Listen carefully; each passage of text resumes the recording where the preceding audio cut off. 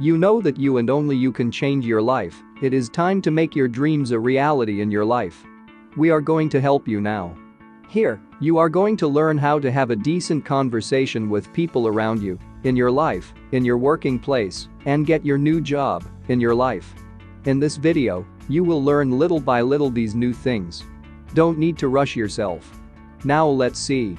To boldly go where you have never gone before. Presentations in English. A presentation is a formal talk to one or more people that presents ideas or information in a clear, structured way. People are sometimes afraid of speaking in public. But if you follow a few simple rules, giving a presentation is actually very easy. This tutorial guides you through each stage of giving a presentation in English, from the initial preparation to the conclusion and questions and answers. This tutorial is itself set out like a mini presentation. You can follow it logically by starting at the presentation's introduction page and then clicking on the link at the foot of each page. Or you can jump direct to the section you want from the list of contents on each page. You will keep listening to this video to have what is missing. So stay tuned. Don't be naive and click on the subscribe and like buttons and help us to achieve more people. Now, let's keep moving. Introduction to presentations. All presentations have a common objective. People give presentations because they want to communicate in order to inform, train, persuade, sell. A successful presentation is one of the most effective ways of communicating your message. And because English is so widely used in international business, a working knowledge of the vocabulary and techniques used in an English language presentation is a valuable asset. We will start by exploring the importance of preparation. After that, we will consider what equipment to use. Then we will look at how to deliver a presentation. After delivery, we will examine the language of presentations before moving on to the presentation itself. Tell us what you think. We want to read what you have in mind. This way, we can adjust our videos to put some light on your doubts. And now, let's go back to our video. Presentation preparation. This page discusses the vital importance of preparing before giving a presentation and how we can best achieve that. Can you name the 3 most important things when giving any presentation? Number 1 is preparation. Number 2 is preparation. Number 3 is preparation. Preparation is everything. With good preparation and planning, you will be totally confident and less nervous, and your audience will feel your confidence. Your audience too will be confident. They will be confident in you, and this will give you control. Control of your audience and of your presentation. With control, you will be in charge, and your audience will listen positively to your message. Objective. Before you start to prepare a presentation, you should ask yourself, why am I making this presentation? Do you need to inform, to persuade, to train, or to sell? Your objective should be clear in your mind. If it is not clear in your mind, it cannot possibly be clear to your audience. Audience. Who am I making this presentation to? Sometimes this will be obvious, but not always. You should try to inform yourself. How many people? Who are they? Business people, professional people, political people, experts or non-experts? Will it be a small, intimate group of 4 colleagues? Or a large gathering of 400 competitors? How much do they know already and what will they expect from you? Then where am I making this presentation? In a small hotel meeting room or a large conference hall? What facilities and equipment are available? What are the seating arrangements? Time and length? When am I making this presentation and how long will it be? Will it be 5 minutes or 1 hour? Just before lunch, when your audience will be hungry, or just after lunch, when your audience will be sleepy? Method. How should I make this presentation? What approach should you use? Formal or informal? Lots of visual aids or only a few? Will you include some anecdotes and humor for variety? Content. What should I say? Now you must decide exactly what you want to say. First, you should brainstorm your ideas. You will no doubt discover many ideas that you want to include in your presentation, but you must be selective. You should include only information that is relevant to your audience and your objective. You should exclude all other ideas. You also need to create a title for your presentation. If you have not already been given a title, the title will help you to focus on the subject, and you will prepare your visual aids if you have decided to use them. But remember, in general, less is better than more, a little is better than a lot. You can always give additional information during the questions after the presentation. Structure. A well-organized presentation with a clear structure is easier for the audience to follow. It is therefore more effective. You should organize the points you wish to make in a logical order. Most presentations are organized in 3 parts, followed by questions. Beginning. Short introduction. Welcome your audience. Introduce your subject. Explain the structure of your presentation.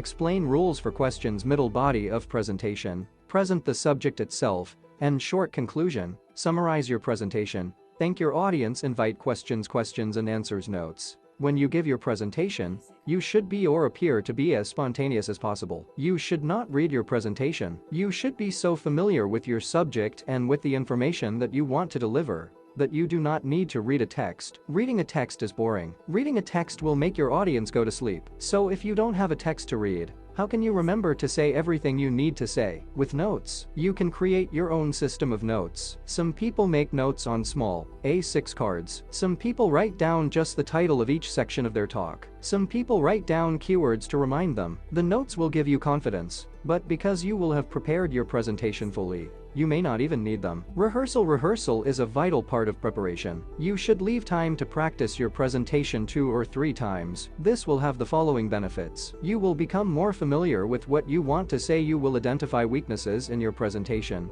You will be able to practice difficult pronunciations. You will be able to check the time that your presentation takes and make any necessary modifications. So prepare everything. Words, visual aids, timing, equipment. Rehearse your presentation several times and time it. Is it the right length? Are you completely familiar with all your illustrations? Are they in the right order? Do you know who the audience is? How many people? How will you answer difficult questions? Do you know the room? Are you confident about the equipment? When you have answered all these questions, you will be a confident, enthusiastic presenter, ready to communicate the subject of your presentation to an eager audience.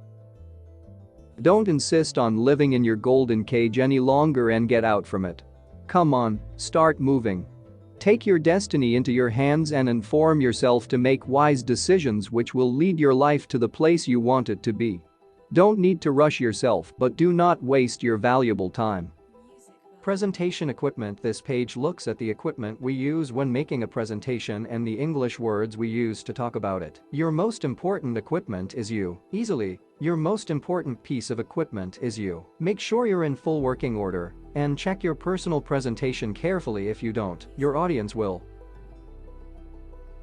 You know that the only way to not be a lonely spectator of your history is to take your life into your hands, and only you can do this.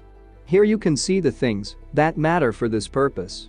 Achieve your dreams and take the courage to get down in the rabbit hole to wake up in the other place that you've dreamed of. Presentation delivery. This page looks at important aspects of delivery as opposed to language when giving a presentation. Delivery refers to the way in which you actually deliver or perform or give your presentation. Delivery is a vital aspect of all presentations. Delivery is at least as important as content, especially in a multicultural context. Most speakers are a little nervous at the beginning of a presentation, so it is normal if you are nervous. The answer is to pay special attention to the beginning of your presentation. First impressions count. This is the time when you establish a rapport with your audience. During this time, try to speak slowly and calmly. You should perhaps learn your introduction by heart. After a few moments, you will relax and gain confidence. Audience rapport. You need to build a warm and friendly relationship with your audience. Enthusiasm is contagious. If you are enthusiastic, your audience will be enthusiastic too. And be careful to establish eye contact with each member of your audience. Each person should feel that you are speaking directly to him or her. This means that you must look at each person and turn in as natural a way as possible. This will also give you the opportunity to detect signs of boredom, disinterest, or even disagreement, allowing you to modify your presentation as appropriate. Body language. What you do not say is at least as important as what you do say. Your body is speaking to your audience even before you open your mouth. Your clothes, your walk, your glasses, your haircut, your expression. It is from these that your audience forms its first impression as you enter the room. Generally speaking, it is better to stand rather than sit when making a presentation. Be aware of and avoid any repetitive and irritating gestures. Be aware, too, that the movement of your body is one of your methods of control. When you move to or from the whiteboard, for example, you can move fast or slowly, raising or reducing the dynamism within the audience. You can stand very still while talking, or you can stroll from side to side. What effect do you think these two different approaches would have on an audience? Cultural considerations. Because English is so widely used around the world, it is quite possible that many members of your audience will not be native English speakers. In other words, they will not have an Anglo-Saxon culture. Even within the Anglo-Saxon world, There are many differences in culture. If we hypothetically imagine a German working for an Israeli company making a presentation in English to a Japanese audience in Korea, we can see that there are even more possibilities for cultural misunderstanding. You should try to learn about any particular cultural matters that may affect your audience. This is one reason why preparation for your presentation is so important. Cultural differences can also be seen in body language, which we have just discussed. To a Latin from southern France or Italy, a presenter who uses his hands and arms when speaking may seem dynamic and friendly. To an Englishman, the same presenter may seem unsure of his words and lacking in self-confidence. Voice quality. It is, of course, important that your audience be able to hear you clearly throughout your presentation. Remember that if you turn away from your audience, for example towards the whiteboard, you need to speak a little more loudly. In general, you should try to vary your voice. Your voice will then be more interesting for your audience. You can vary your voice in at least 3 ways. Speed. You can speak at normal speed. You can speak faster. You can speak more slowly. And you can stop completely. You can pause. This is a very good technique for gaining your audience's attention. Intonation. You can change the pitch of your voice. You can speak in a high tone. You can speak in a low tone. Volume. You can speak at normal volume. You can speak loudly. And you can speak quietly. Lowering your voice and speaking quietly can again attract your audience's interest. The important point is not to speak in the same, flat, monotonous voice throughout your presentation. This is the voice that hypnotists use to put their patients into trance, and some other important parts of this subject it will be presented to you later. Meanwhile, practice what you have until now. Tell us, in the comments below, which one you feel is better for you. Don't worry, we will do the changes to answer you. To sound more native-like, practice saying what you just heard. This will increase your skills when you will have to talk to other people. Remember, the vowels will vibrate the sound waves, and the consonants will put a stop or a pause in the sound waves and mark a cadence for you to follow this musicality that will be created in your sayings. This way, you can create the syllables to strengthen your message, either to inform or to impose your arguments in your talking. This way you can control your conversations and impress your audience. Go in the description to have the link to the Canada Smart Mind website and go deeper into your study to reach your dreams. Thank you very much for watching this video and be in touch with us. Keep up there and write your story. I'll see you at the next one. Stay tuned. Bye for now.